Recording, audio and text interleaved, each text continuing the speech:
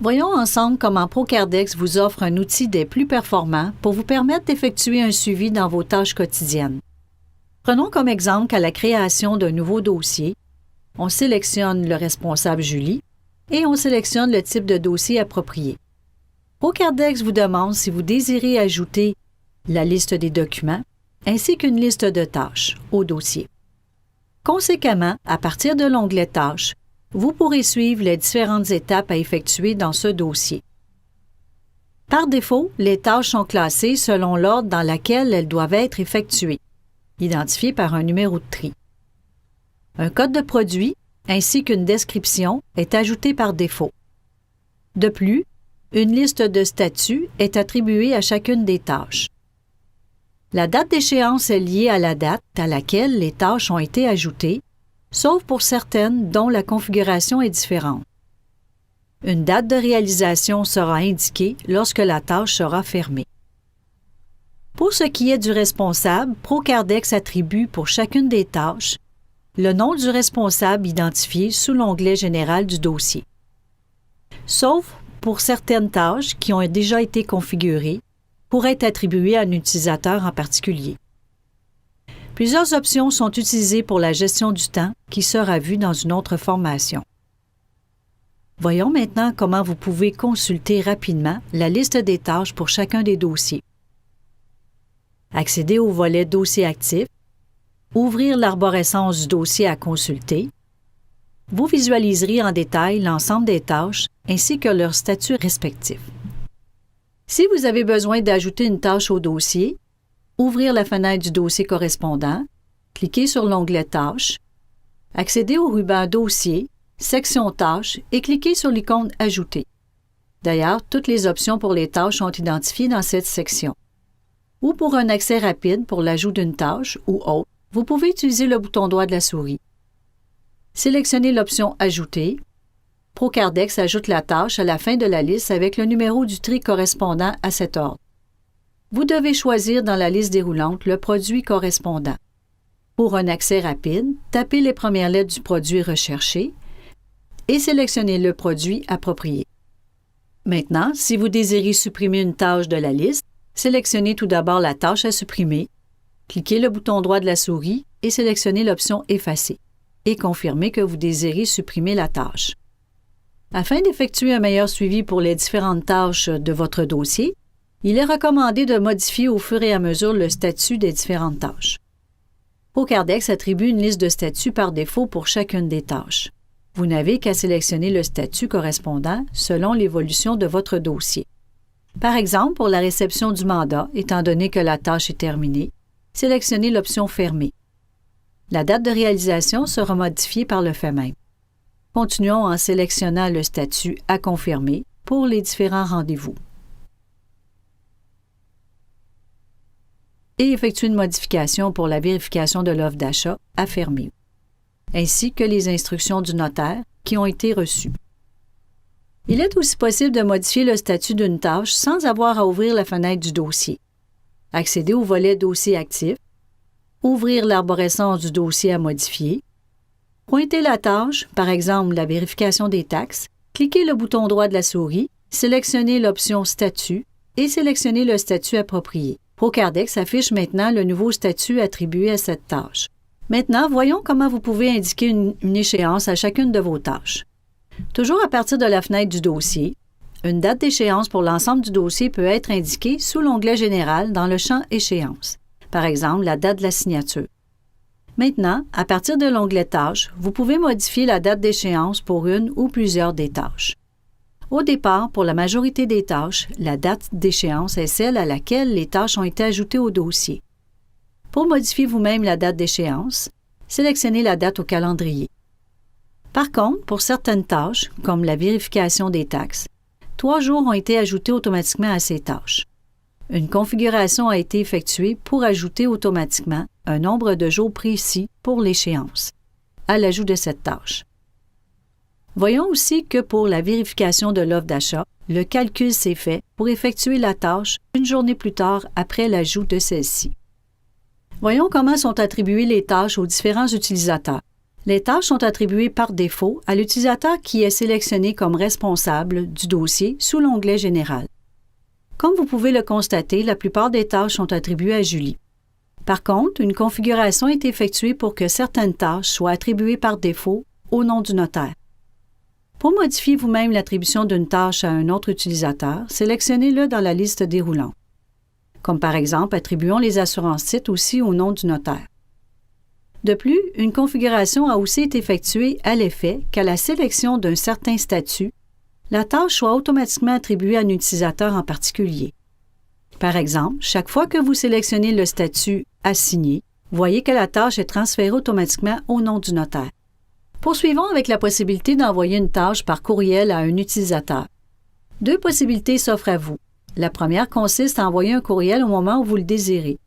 Vous devez d'abord sélectionner sous la colonne « Responsable » l'utilisateur auquel vous désirez envoyer le courriel. Prenons comme exemple que vous désirez signifier par courriel au notaire que le prêt est assigné avec une date d'échéance. Indiquez la date d'échéance correspondante. Maintenant, pour procéder à l'envoi du courriel, à la dernière colonne de la fenêtre, cliquez sur l'icône du courriel. Cliquez sur « Accepter » pour confirmer l'envoi. Et Procardex a sélectionné la case « Courriel » pour indiquer que celui-ci a été envoyé pour cette tâche. L'utilisateur reçoit un courriel dans sa boîte de réception avec comme objet l'identification du dossier. Le message indique qu'il s'agit d'un message automatisé par Procardex, avec la description du dossier, la description de la tâche, le statut, ainsi que la date d'échéance. Voyons maintenant comment il est possible d'effectuer l'envoi de plusieurs courriels en même temps. Nous prendrons comme exemple que nous désirons envoyer un courriel de rappel au notaire 3 jours avant la date d'échéance pour la préparation de l'état des répartitions et des déboursements. Modifiez d'abord la date d'échéance, par exemple pour le 7 avril. Modifiez le responsable si nécessaire. Sous la colonne « Jour courriel », indiquez le nombre de jours avant lequel le courriel de rappel doit être envoyé, c'est-à-dire moins 3 jours. Procédez de même pour chaque tâche dont vous désirez envoyer un courriel de rappel.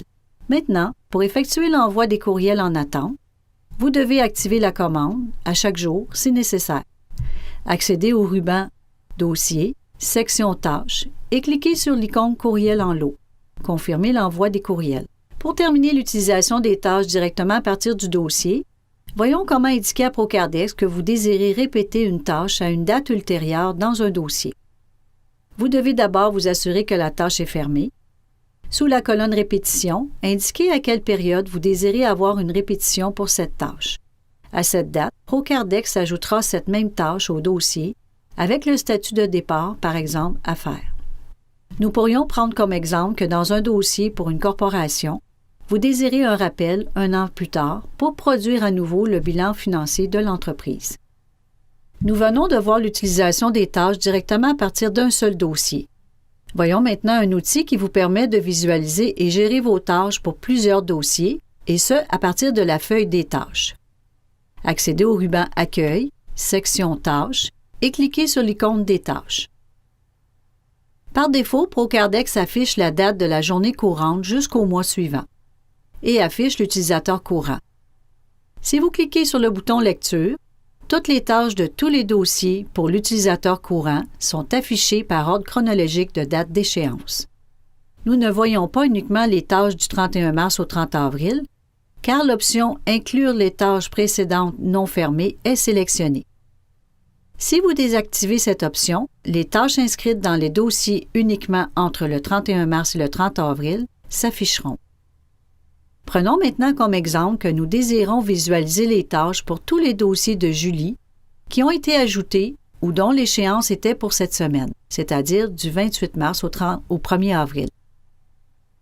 On indique la période appropriée et on sélectionne l'utilisateur. Étant donné que l'on désire uniquement les tâches pour cette période, on désactive l'option « Inclure les tâches précédentes non fermées » et on clique sur « Lecture ». Par contre, si on désire voir les tâches qui sont encore à effectuer avant cette période pour les différents dossiers, on doit activer l'option. Pour terminer, vous pouvez aussi traiter les tâches directement à partir de cette fenêtre, comme le changement du statut ou autre, plutôt qu'à partir de la fenêtre du dossier. Les modifications effectuées à partir de la feuille des tâches sont aussi enregistrées dans le dossier. D'ailleurs, vous pouvez accéder au dossier en double-cliquant sur le numéro correspondant. Voyons maintenant une autre façon efficace d'effectuer la gestion de l'ensemble de vos tâches, c'est-à-dire à partir du volet Tâches. ProCardex affiche par défaut les tâches de l'utilisateur actuel. Sélectionnez l'option Tous pour visualiser l'ensemble des tâches à effectuer pour tous les utilisateurs dans tous les dossiers. Ou sélectionnez l'utilisateur dont vous désirez visualiser les tâches. Ouvrir l'arborescence du dossier pour visualiser les tâches du dossier correspondant. Contrairement au volet Dossier actif, qui vous permet de visualiser toutes les tâches, qu'elles soient terminées ou non, le volet Tâches vous permet de voir uniquement les tâches qui restent à faire dans le dossier. Toujours à partir du volet Tâches, il est aussi possible de modifier le statut à partir de ce volet. Cliquez le bouton droit de la souris sur la tâche à modifier, sélectionnez l'option Statut et sélectionnez le statut approprié.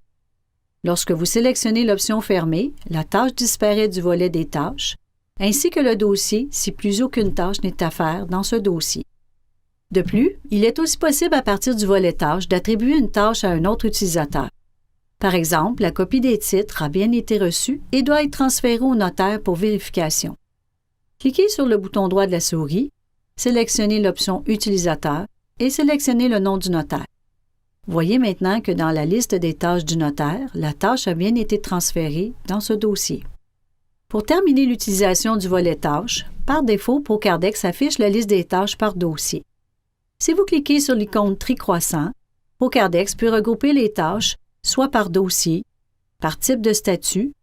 Cette fois-ci, les tâches sont affichées par ordre alphabétique par type de statut. Ouvrir l'arborescence pour visualiser l'ensemble des tâches par dossier. Ou cliquez à nouveau sur l'icône Tri et sélectionnez l'option Échéance. ProCardex affiche les tâches qui seraient à effectuer à une journée précise pour la semaine courante. Les tâches en cours sont les tâches dont l'échéance n'a pas été modifiée et ceux dont l'échéance est pour les semaines à venir. Pour terminer, vous pouvez déterminer si vous désirez visualiser la liste par ordre croissant ou décroissant, en cliquant sur l'icône correspondant. Pour terminer, voyons comment obtenir un rapport détaillé sur les tâches. Accédez au ruban Dossier, section Haute, cliquez sur l'icône Rapport et sélectionnez l'option Tâches. Nous allons prendre comme exemple que nous désirons voir la liste des tâches qui restent à effectuer pour Julie pour les tâches ajoutées depuis le début du mois de décembre 2015. On modifie la période au 1er décembre 2015 à aujourd'hui. On pourrait indiquer un type de dossier en particulier, ainsi qu'une catégorie et un produit si nécessaire. On peut générer le rapport pour tous les utilisateurs ou un seul, et si nécessaire, inscrire un numéro de dossier. Vous devez maintenant indiquer les tâches que vous désirez inclure dans votre rapport. Par exemple, inclure les tâches ouvertes, ne pas inclure les tâches fermées, étant donné que l'on désire obtenir la liste des tâches qui sont encore à effectuer, et ne pas inclure les dossiers fermés. On conserve l'option pour exclure les tâches facturées et indiquer si vous désirez imprimer uniquement les données de votre entité. Sélectionnez l'option Détaillée et pour terminer, le type de tri selon l'ordre dans lequel vous désirez regrouper les informations, par exemple par dossier et par utilisateur. Cliquez sur OK pour générer le rapport. ProCardex regroupe et affiche les tâches qui restent à effectuer par dossier. Indique le statut en cours, ainsi que la date de début qui correspond à la date à laquelle les tâches ont été ajoutées au dossier. Nous verrons dans une autre formation l'utilisation des autres colonnes qui sont utilisées principalement pour la gestion du temps. Pour imprimer le rapport, appuyez sur les touches CTRL-P. Voici ce qui conclut notre 4e thème pour la gestion des tâches. Je vous invite à poursuivre votre formation avec le 5e thème qui traitera de la gestion du temps.